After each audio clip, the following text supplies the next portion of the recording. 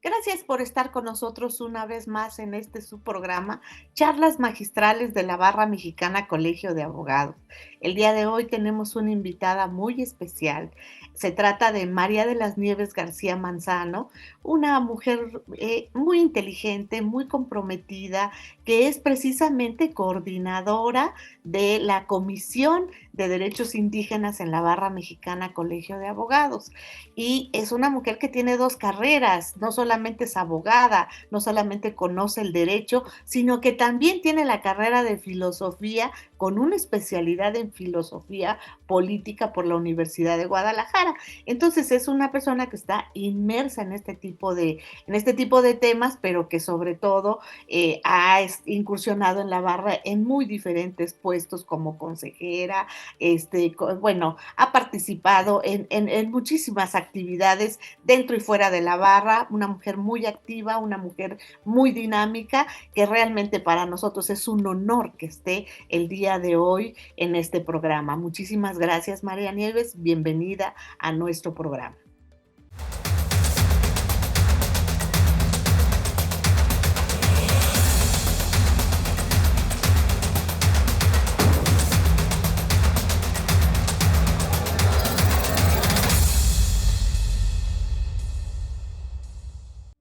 María de las Nieves García Manzano, egresada de la carrera en Filosofía con especialidad en Filosofía Política por la Universidad de Guadalajara y licenciada en Derecho por la Universidad del Valle de México. Socia fundadora y directora general de GMI Consulting, firma de consultoría especializada en gestión social para megaproyectos de los sectores inmobiliarios, construcción, energía y minería. Es miembro del Ilustre y Nacional Colegio de Abogados y de la Barra Mexicana, Colegio de Abogados, donde es coordinadora de la Comisión de Asuntos Indígenas. Fue consejera de su fundación y directora del canal de YouTube BMA TV. Es consejera de la Cámara de Comercio de Canadá en México y vicepresidenta del Distrito Ciudad de México de la organización Women in Mining. Es consejera del Consejo Mexicano de la Energía y en 2020 fue reconocida como una de las abogadas más influyentes de México por la publicación Foro Jurídico. Ha trabajado como consultora sobre derechos humanos y empresas, teletrabajo y sobre la implementación en México y Centroamérica del Convenio 169 de la Organización Internacional del Trabajo sobre pueblos indígenas y tribales, para la Oficina de Actividades para los Empleadores de la propia OIT. Pues como hemos mencionado, hoy tenemos a una invitada de súper lujo. Gracias. Una mujer joven, guapa, inteligente, con dos carreras, además coordinadora de la Comisión de Asuntos Indígenas de la Barra Mexicana Colegio de Abogados. María Nieves, gracias por haber aceptado estar con nosotros. Es un privilegio platicar contigo, con una gente tan entusiasta, tan positiva. Gracias, María Nieves, por estar con nosotros. Bienvenida. Muchas gracias, Margarita, y el honor es para mí el poder platicar contigo en tu programa, así que yo encantada. Muchas gracias. No, al contrario, el honor es para nosotros. María Nieves, veo que coordinas esta comisión de la Barra Mexicana Colegio de Abogados que se llama precisamente Comisión de Asuntos Indígenas de la Barra. A mí me encantaría que nos pudieras platicar en qué consiste esta comisión que coordinas, cuál es el trabajo que desempeña en la Barra. Platícanos qué hace esta comisión, quiénes la integran. Platícanos, ilústranos. Gracias. Pues mira, la comisión fue creada hace 3 años por el expresidente Héctor Herrera, por una solicitud de mi parte, que me parecía importante que se tuviera una comisión que atendiera no solamente, y no se llama derechos indígenas, porque no solamente trata de los derechos de los indígenas, sino de los asuntos de los indígenas. O sea, es mucho más grande que únicamente lo que podríamos decir los derechos derivados de un grupo vulnerable, ¿no? Sino también abordamos muchos temas antropológicos, ¿no? Invitamos a antropólogos a que nos platiquen de las diferentes culturas.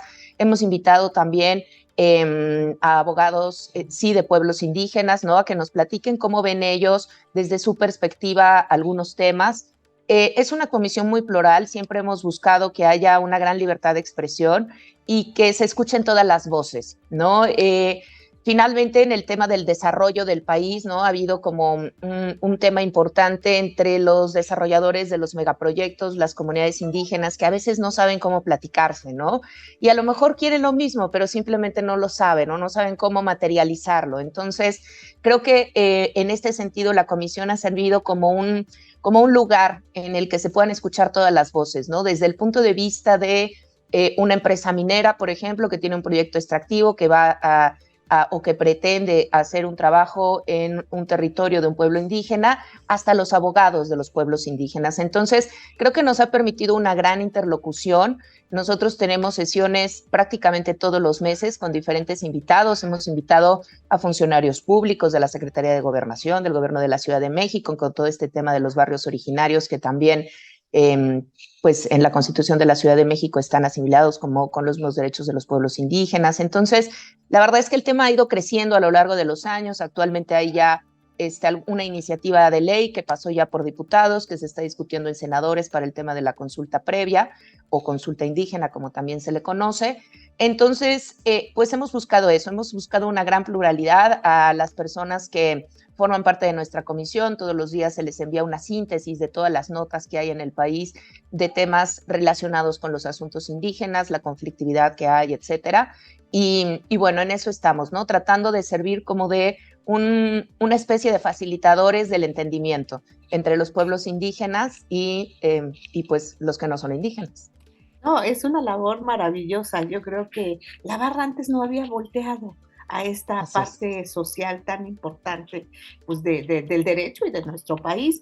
Y aquí sí, ahorita acababas de mencionar un ejemplo que a mí me parece muy ilustrativo, María Nieves, y bueno, no sé si en un momento dado que te pareciera contestarme esto. Es común que haya desarrolladores, como tú dices, esta empresa minera, sobre todo en zonas que tienen un atractivo turístico muy importante. ¿Y qué sucede? Pues a través de la posibilidad de vender estas tierras que se ha dado en las últimas reformas constitucionales. Pasa seguido que se venden estas tierras a los desarrolladores, pero como la posibilidad de impugnación, por ejemplo, de las comunidades agrarias es amplia, antes era ilimitada, hoy, aun cuando tiene un plazo, sigue siendo amplio. ¿Tú qué opinas o cómo ves? ¿Qué es lo que pasa una vez que ya compró el desarrollador, que ya está invirtiendo, que están las obras incluso iniciándose y viene un amparo justo de los pueblos indígenas queriendo recuperar esas tierras? ¿Cuál es tu opinión al respecto? Yo creo que lo que falta precisamente es conocimiento y entendimiento de ambas partes, ¿no? El tema de la consulta previa, ¿no? Aunque el 169, que es el marco normativo vinculante para el Estado mexicano, las declaraciones y demás, bueno, pues aplican al principio per persona, pero realmente vinculante es el 169, pues fue ratificado en los 90s, ¿no? Sin embargo, no se había ejecutado, entonces no se conocía. Se empieza este tema de la consulta y ahorita te respondo el tema de las tierras, pero es importante como dar un poco de contexto.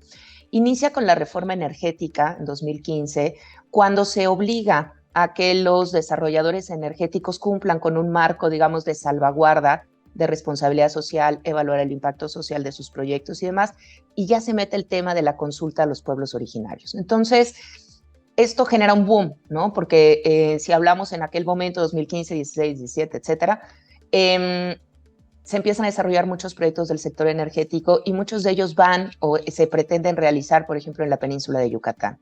Y entonces aquí lo que se empieza a generar había un gran desconocimiento tanto por parte del desarrollador como de los propios pueblos indígenas, como de la propia autoridad en muchos casos de cómo llevar a cabo o implementar estos procesos. Yo creo que el problema es que lo que falta es un diálogo intercultural. O sea, la consulta, el proceso de consulta está relacionado precisamente con cómo incorporar o cómo tratar de incorporar el Estado, no los particulares, el Estado, a aquellas comunidades marginadas, ¿no? Que fundamentalmente pues, son pueblos indígenas y tribales, ¿no? Aunque en México tenemos muchas comunidades sumamente marginadas que no son indígenas, ¿no? Eso es muy importante tomarlo en cuenta, porque esas comunidades sumamente marginadas que no son indígenas no tienen derecho a la consulta. Entonces, ahí empezamos a ver, ¿no? Que hay, pues que sí, ¿no? Empiezan a generarse algunas cosas, a lo mejor un poco discriminatorias, por decirlo de alguna manera, ¿no? Porque tú puedes ser una comunidad rural sumamente pobre, pero si no eres indígena, nadie te consulta. Y esto es importante porque la consulta se ve como un derecho instrumental para garantizar los derechos humanos. Entonces, se supone que en la consulta lo que se hace es que el Estado debe de escuchar las preocupaciones, las demandas de los pueblos indígenas, ver cómo satisfacerlas para que el proyecto se pueda realizar. ¿Qué es lo que sucede en la realidad? Lo que sucede en la realidad es que, primero, hay este gran desconocimiento, ¿no? Por parte de los desarrolladores de grandes proyectos, de no saber que cuando ellos van a hacer una compra o un usufructo de unos terrenos de un pueblo indígena, tienen que llevar por un proceso de consulta. Entonces, ni siquiera lo saben. Entonces, claro, ellos llegan en muchas ocasiones, hacen las negociaciones agrarias y después viene un proceso de consulta y viene una impugnación sobre esa negociación agraria y entonces hay que hacer la consulta. Pero entonces ya todo empieza, digamos que a desarmarse, ya empieza muy mal, porque ya empieza con enojo, con resentimiento, con coraje, ¿no? Entonces, falta mucha difusión de qué es una consulta, porque también hay que entender que la consulta no es un derecho de veto.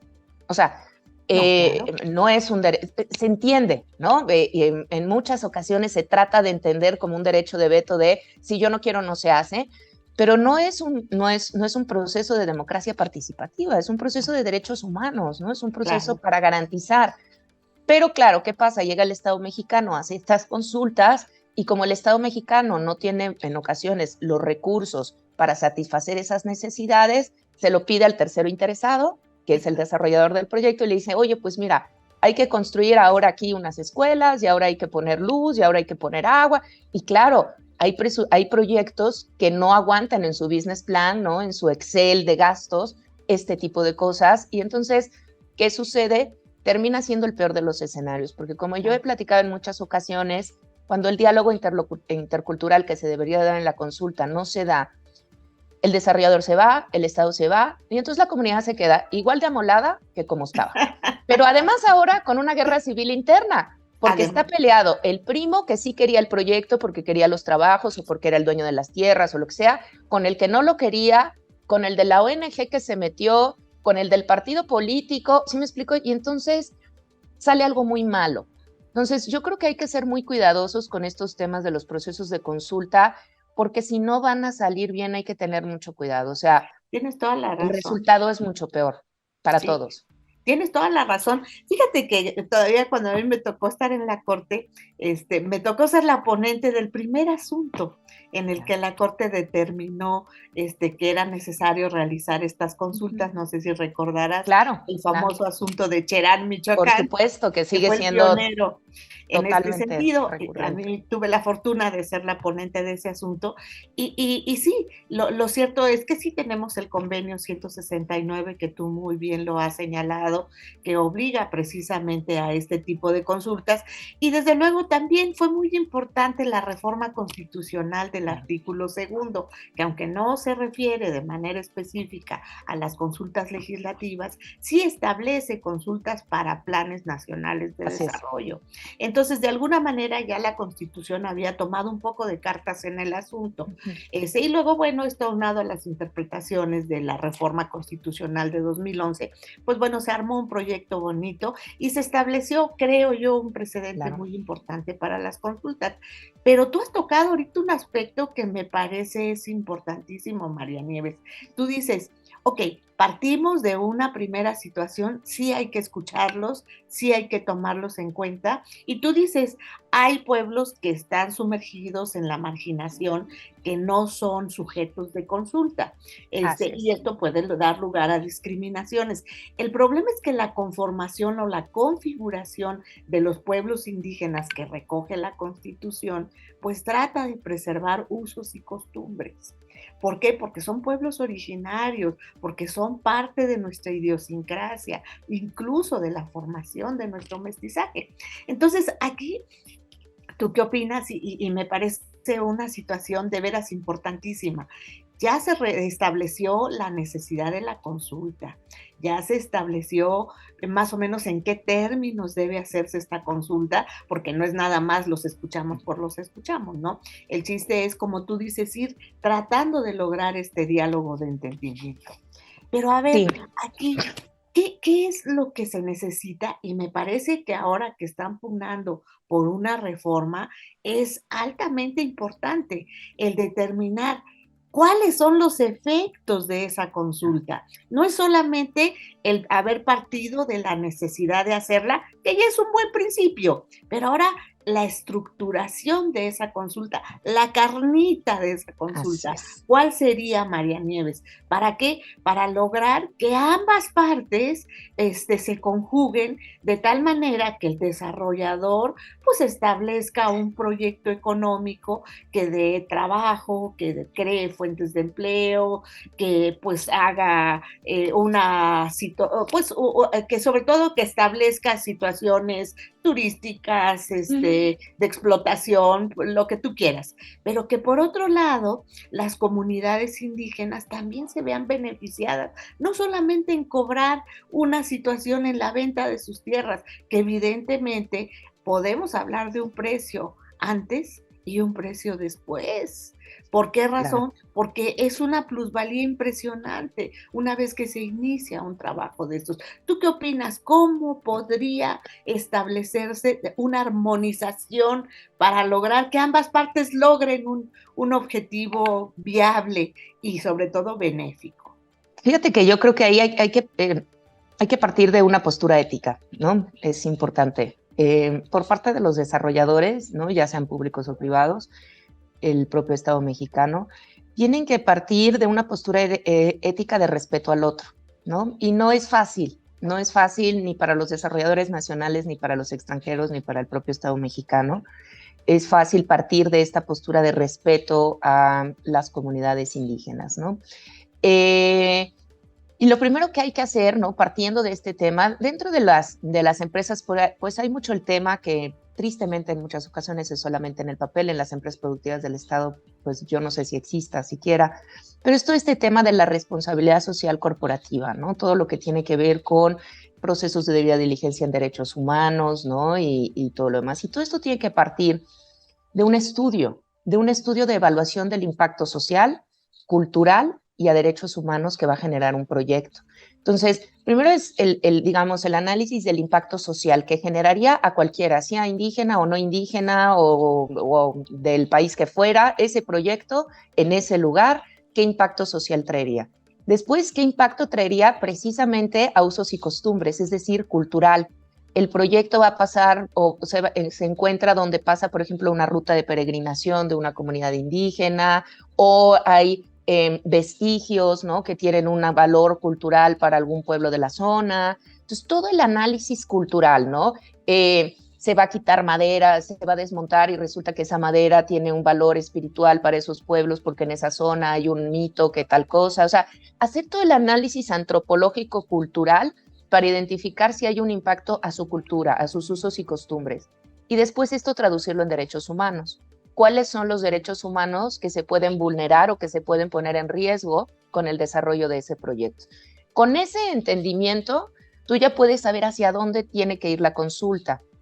Porque, por ejemplo, en el caso de que hay cuando se identifican impactos significativos, y este es un tema de la Corte Interamericana, y que también viene en el 169, pero no exactamente así, pero bueno, que el impacto significativo, por ejemplo, es aquello que puede poner en riesgo a ese pueblo como pueblo diferenciado, es decir, en sus usos y costumbres.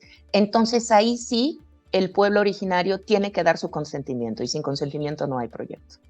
¿Y Sin debería conservarse una especie de reservación de ellos? De hecho, porque ahí va, el tema de del pago por contraprestación de la tierra, y ahorita voy a eso de que me comentas, pero está un poquito relacionado con lo que te voy a decir, el pago por contraprestación de la tierra es obligatorio. pues ese no es ningún beneficio para nadie. O sea, es una obligación legal. Tú vas a usar un terreno, lo tienes que pagar. Entonces no le estás haciendo ningún beneficio a nadie. Estás pagando lo que te toca. Claro. Otra cosa son los beneficios sociales compartidos o los proyectos de inversión social.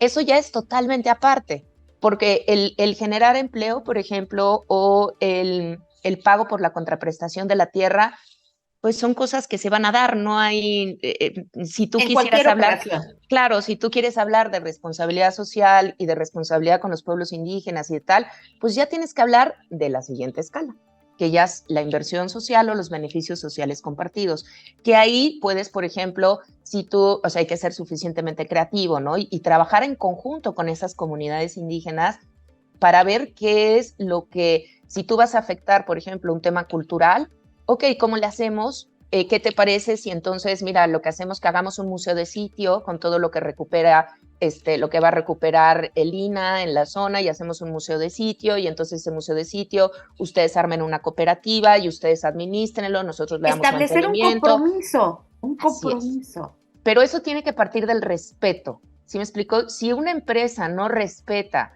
o no tiene en el ADN de la empresa este tema de respetar a las comunidades marginadas, sean o no indígenas, nunca va a entender, lo va a ver como una carga onerosa. ¿Sí me explico? Y va a decir, ¿y yo por qué tengo que hacer eso? O sea, si yo voy a traer aquí, ya les estoy pagando por las tierras, ¿por qué además tengo que...?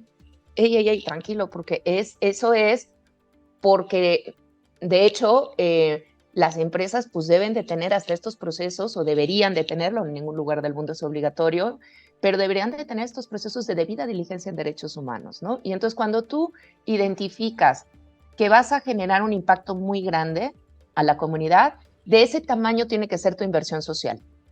O sea, la inversión social va relacionada con el impacto negativo que vas a generarle a una comunidad. Por eso es que por ejemplo, las operaciones mineras tienen tantos programas de que les dan escuela, que les ayudan con el agua, que les pavimentan, que les dan educación, que todas estas cosas. ¿Por qué? Porque les están generando impactos constantemente, porque constantemente hay ruido, constantemente hay polvo, constantemente hay coches, constantemente hay todos estos impactos que son negativos para la población. Entonces, esto, digamos que pues, lo que buscaría, ¿no?, es que por una parte pues, haya esta responsabilidad social de las empresas, de los desarrolladores públicos y privados, sobre las comunidades, y de las comunidades también el sentarse a negociar, ¿no? Hay muchas ocasiones en lo que las comunidades dicen, es que yo ni siquiera quiero ser consultado. No, pero entonces te estás negando tu propio derecho. ¿Sí me explico? Claro. Que está bien, o sea, qué bueno, pero es que si te niegas a que se te consulte, entonces pues yo podría construir el proyecto y nos vemos en la Suprema Corte, ¿no? Para que la Suprema Corte nos diga, ¿no? Si el negarse a la consulta, porque finalmente es un derecho que estás negando. Claro. Entonces, si tú te niegas a que te consulten, pues entonces yo podría interpretar que estás aceptando el proyecto. Porque ni siquiera me estás permitiendo, o sea, ni siquiera quieres ejercer tu derecho a la consulta. Por supuesto, porque ahí nosotros sabemos, se dice, los derechos humanos son irrenunciables. Sí, en abstracto, pero en concreto no te pueden obligar a hacer algo que no quieres, a promover un juicio, promover un recurso o a tener una consulta, como esto que tú misma señalas. Entonces, pues ahí, en un momento dado, hay una aceptación tácita. Así es, del resultado. ¿Y no te parece que en esto que mencionas, sí es un poco el deber ser de las empresas, ¿no? El de que deben tener un respeto. Pero si no lo tienen, María Nieves, ¿no te parece que eso tendría que ser motivo de regulación? De regulación precisamente no tanto de las consultas, ya en sí de los proyectos que se vayan a desarrollar, así como se mide el impacto ambiental, como se mide el impacto del tránsito, de lo que tú quieras, no tener dentro de esta regulación un compromiso por parte de las empresas para la preservación de estos usos y costumbres, pero ya establecido en la ley. Es una forma de que el Estado, de alguna manera, pues tenga regulada esta situación. Ahora sí, quien quiera azul celeste que le cueste. Claro, quieres comprar las tierras, pertenecen a estas comunidades. Ahí, ¿tú qué opinarías? ¿Sería parte de la regulación? Sí. Yo creo que todas las empresas que van a construir un proyecto nuevo tendrían que hacer un estudio de evaluación de impacto social, sea donde lo vayan a hacer, sea en comunidades indígenas, no indígenas, lo que sea, ¿no? Si es sin indígenas, bueno, pues que sea cultural también, ya derechos humanos, pero la ley fíjate, tanto la ley de hidrocarburos como la de la energía eléctrica sí obligan a los desarrolladores a presentar un estudio de evaluación de impacto social. El tema es que no se le da seguimiento, los reportes nadie los ve, etcétera. O sea, no hay una Profepa, ¿no? Como sí la hay en el tema ambiental. Y hay una cosa muy buena en la Ciudad de México que empezó en diciembre del 2019, un anuncio que hizo la jefa de gobierno, un aviso que se publicó, en el cual se obliga al desarrollo inmobiliario a hacer la evaluación de impacto social en la Ciudad de México y un proceso de consulta vecinal. Entonces, en la Ciudad de México, cualquier nueva construcción, grandes construcciones que les llaman, que se quiera construir ahora, junto con el estudio de impacto ambiental, tienen que presentar un estudio de impacto social y tienen que ir a preguntarle a los vecinos y tienen que hablar con ellos y tienen... Esto sería lo que debería de ser el desarrollo en el siglo XXI, ¿sí me explico? Claro. Y debería de aplicar a las mineras y debería de aplicar a los hoteleros que van a hacer desarrollos turísticos costeros de grandes magnitudes en zonas costeras que afectan, por ejemplo, a pescadores. O sea, el Estado mexicano debería de obligar, o sea, debería de haber un paralelismo con la mía junto con la evaluación de impacto social. Ahora, aquí el único tema, y ya nada más para terminar, para cerrar un poco, es que desde mi punto de vista estas evaluaciones de impacto social no deberían de evaluarse, en caso de que se hicieran, en la Semarnat, sino en la Secretaría de Gobernación. La Secretaría de Gobernación es la encargada de la gobernanza y de la gobernabilidad de este país. Ella es la que debería de evaluar el impacto social de los proyectos y tener un mapeo muy claro de qué es lo que está pasando en el país con los proyectos que se desarrollan. Entonces, esa ha sido mi propuesta siempre. Pero sí, por supuesto que debería de haberlo, porque entonces así se obligaría a las empresas a hacerse conscientes de los impactos que generan, de llegar a acuerdos con la gente y de tener un desarrollo más pacífico. Y la Secretaría de Gobernación estaría informada de todo lo que sucede en el país. Entonces, yo considero que sí debería de hacerse, pero bueno, ojalá. ¡Qué maravilla! No, bueno, la verdad es que yo me congratulo de que la Barra te tenga como coordinadora de esta comisión, María, porque realmente eres una persona conocedora del tema, empapada en el tema y además con un gusto y un entusiasmo muy especial por hacerlo. Y yo creo que eso es lo que tiene que tener una persona que está al frente de estos proyectos que están tan incipientes todavía dentro de nuestro sistema jurídico, pero que buscan tener carta de naturaleza para preservar lo que es nuestro, que es precisamente nuestra cultura, nuestras costumbres, nuestra idiosincrasia. Desafortunadamente el tiempo se nos acaba. No, muchas gracias. Y yo podría seguir platicando contigo horas sobre este tema, sobre todo nos ilustras tanto, eres tan conocedora y tan entusiasta de todos estos temas, que realmente es un placer platicar contigo, María Nieves, pero gracias, bueno, el tiempo se nos acabó, sí. No me queda más que agradecerte el haber aceptado platicarnos de estas situaciones tan importantes que se están dando en esta materia y que tú en la Barra estés al frente de una comisión que se dedica a esto para impulsar de manera eficiente, de manera informada estos temas que tanto nos interesan. Gracias, gracias María Nieves, y bueno, además de agradecerte el estar con nosotros, te voy a pedir que nos hagas el favor de enviar un mensaje a nuestro público televidente antes de concluir el programa. Eres un encanto y gracias por estar con nosotros. Pues yo los invito a todos a que tengamos una postura ética más intercultural, tanto de un lado como del otro, tanto si pertenecemos a un grupo indígena, no traer todos estos prejuicios que en muchas ocasiones traen, y tampoco del lado de los no indígenas, ¿no? Que entendamos y que verdaderamente podamos lograr la interculturalidad que tiene nuestro país en el momento en el que verdaderamente nos entendamos desde una postura ética los unos a los otros. Este país va a caminar muchísimo mejor. Entonces, pues yo los invito a hacer esta reflexión sobre la interculturalidad. No, pues maravilloso, maravilloso, María Nieves, realmente muy agradecidos y muy ilustrativa tu opinión.